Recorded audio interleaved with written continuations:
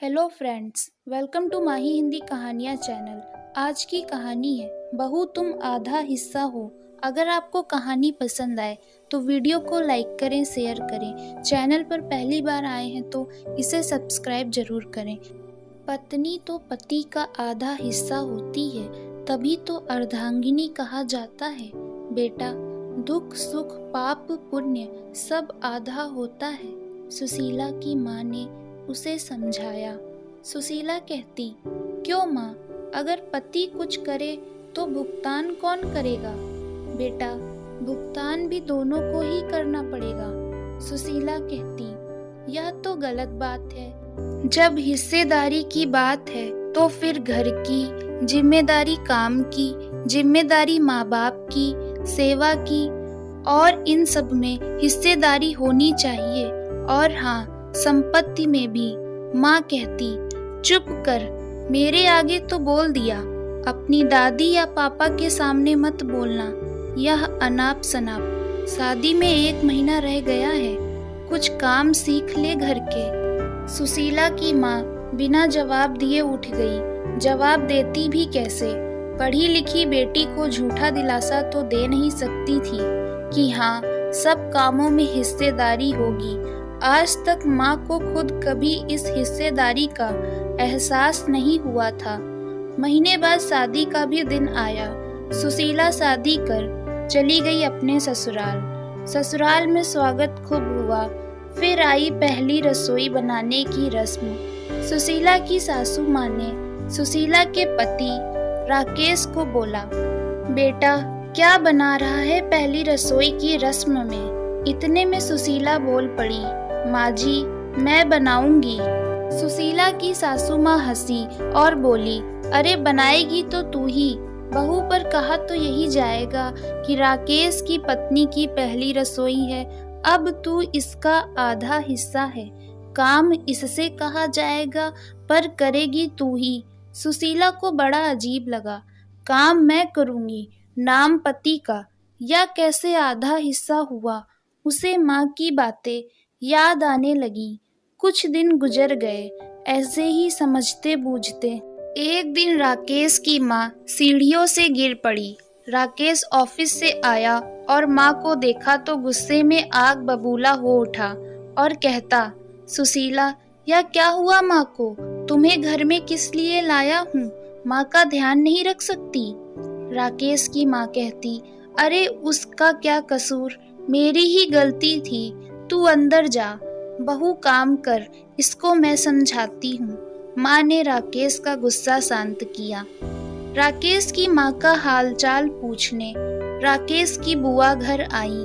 सुशीला ने चाय बनाई और बुआ जी के पैर दबाकर आशीर्वाद लिया।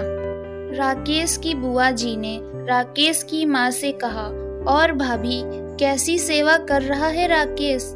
राकेश की माँ कहती, बहुत बढ़िया, मैं तो खुशकिस्मत वाली हूँ। पूरा दिन लगा रहता है, गरम खाना, धुले हुए कपड़े, और जब मांगो तब चाय।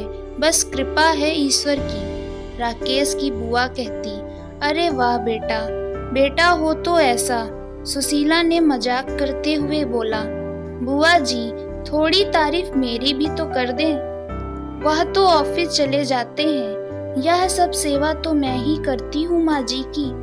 राकेश की माँ कहती, अरे तुझे कितनी बार बताऊं, तू राकेश का आधा हिस्सा है बहू। अब तेरे सारे काम अब उसके गिने जाएंगे। मेरा बेटा करवाता है तभी तो तू करती है। सुशीला की आंखों में आंसू आ गए, पर वह बोल ही पड़ी, माँ जी, उनका आधा हिस्सा जरूर बन गई हूँ, पर मैं मेरा तो पूरा हिस्सा हूँ। कभी आपको मैंने अपनी माँ से अलग थोड़ी ही समझा है। आप भी तो एक औरत हैं। अपने दिल पर हाथ रख कर बताओ, घर के काम, घर की देखभाल, सास ससुर की सेवा, रिश्तेदारों की आवाभगत, यह सब कौन करता है?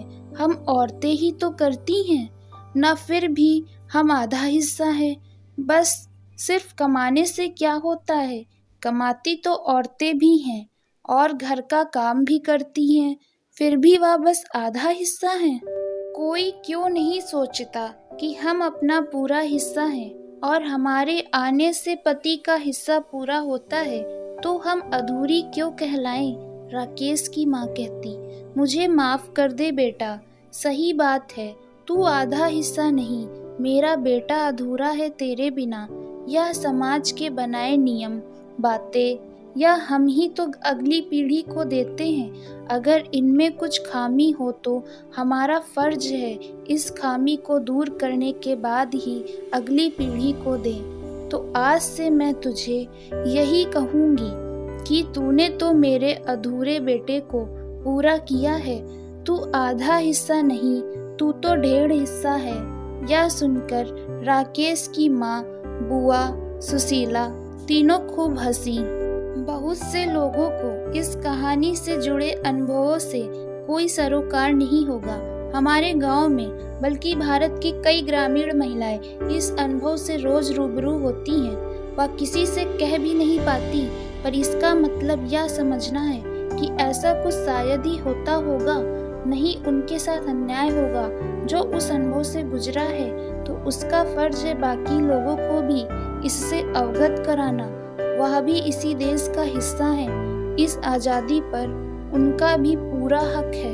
दोस्तों, उम्मीद है आपको यह कहानी अच्छी लगी होगी। अगर आपको कहानी अच्छी लगी है तो वीडियो को लाइक करें और हमें अपने विचार बताएं, आपको यह कहानी कैसी लगी।